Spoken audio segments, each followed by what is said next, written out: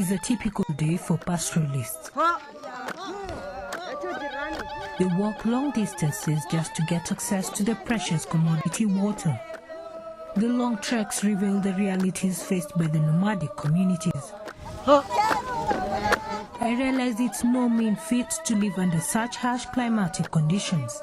First-hand experience taught me the realities of a nomad in September last year, when I joined a group from the Borana community living in Merti, Isiolo County, who were on a camel caravan trek for 250 kilometers to Archer's Post in Samburu County. The caravan was sensitizing communities on the effects of climate change and the need to conserve their lifeblood, Ewaso Ng'iro River. Here we came face to face with the harsh realities of the life of a pastoralist who treks every day in search of green pasture, literally. Fast forward to 2015, when one of the biggest climate change conferences in Africa was held, focused on community-based adaptation to climate change. The conference, that is a build-up to the COP21 conference in Paris, revealed the challenges of combating climate change. Here, stakeholders from Africa shared their views on how to cope with this inevitable phenomenon that is ravaging not only Africa but the world at large. Poor countries are obviously more vulnerable. UNEP Deputy Director Ibrahim Tho, noting that adaptation to climate change has always been seen as a local issue, but not anymore, as it has now attracted the world's attention. However, make no mistake, even if we cap our emissions today, climate change is here to stay. It is hitting hard and will affect all of us, leaving no option to nobody but to adapt. According to the UN report on adaptation gap tabled last year in Lima, the cost of adaptation per year is valued at $150 billion. It is how the international community plans to deliver the funding, the technology, the knowledge, and the tools that countries, communities, and ecosystems need to adapt efficiently to climate change. Africa Development Bank in 2013 allocated $435 million for climate change adaptation programs, with $402 million allocated for mitigation. These figures are bound to rise with the financing of climate change in Africa set to change course as they court the private sector to join their fight, urging the private sector that investing in climate change adaptation is profitable. It will be extremely difficult for us to be able to sustain effective adaptation programs at the community level if we do not have sufficient and predictable financing.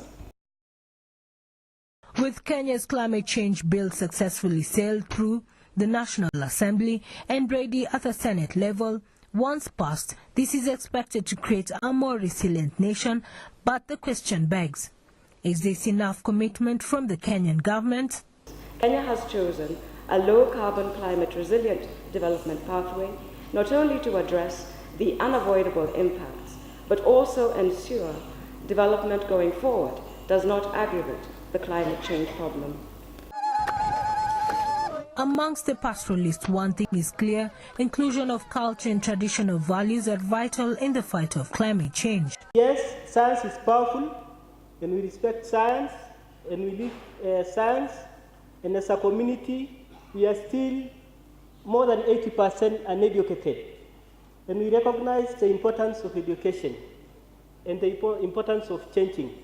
We must change, but we must not forget culture and its traditional values.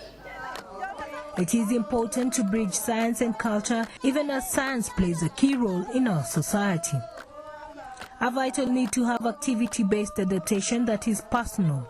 Here we met one of the brains behind the new innovation, the Eco-Manyattas. 21-year-old Nina Solia, who out of a bad experience in a Manyatta, decided to change the course. I managed to stay in a traditional Manyatta for about 2 nights. As I was entering the Manyata, it was pretty dark, and they had firewood inside, a lot of smoke as well. As I entered, my eyes were tearing from the smoke. Here in Narok, the first ever Eco-Manyatta is being built. The old traditional Manyatta is transformed without losing the cultural trappings. The Eco-Manyattas is made of brick and sand, unlike the traditional one which was made of sticks and plastered with cow dung. Hiyo moshi inasumbua watu macho, inatumia kuni mingi. Kama sasa hii yenye mnaona hapa, inatumia kuni, tumeenda kukata msituni karibu pickup 3. The Eco-Manyattas are also fitted with solar-powered lighting. The solar kit is fitted with a charging system and light bulbs. A few meters from the Manyatta, an eco-toilet is built and fitted with a lid. The Eco-Manyattas project brings around various innovations, the briquettes, the solar lanterns, the biogas, and as such we want to create enterprises around these elements of the Eco-Manyatta to ensure and guarantee that the renewable energy industry within the pastoralist community is a sustained one. One creation of jobs from the youth to the women and the community at large in the pastoralist communities are able to give us this product, give us these services, to be able to train them so that they can give us all this that we need to be able to roll them out throughout the country. Next to the Manyatta, a digester using the readily available cow dung is fitted to provide biogas for cooking. The biogas digester works with a minimum of 4 cows per homestead. Most interesting things that we are seeing to create in this project are the jobs. We see a future where young people in Narok and indeed all over the country will be skilled in renewable energy, solar panel repair, maintenance. We see a future where people will have more building skills, and we, especially for the women who have not had many forms of livelihood in terms of cash generating projects, we see a future where as they become more settled and they start having their household gardens and they start putting up markets and they start selling the produce, we see also livelihoods being developed.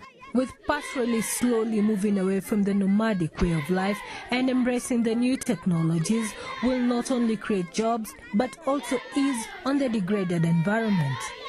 Areas like this, it rains a lot and all the water gets seeped into the ground, and they have issues, generally water issues. Instead of the women having to go all the way to the river and back, and the girls, we could have gutters that would be able to collect water into a tank, and maybe just for sustainability's sake to be able to keep water over a long period of time.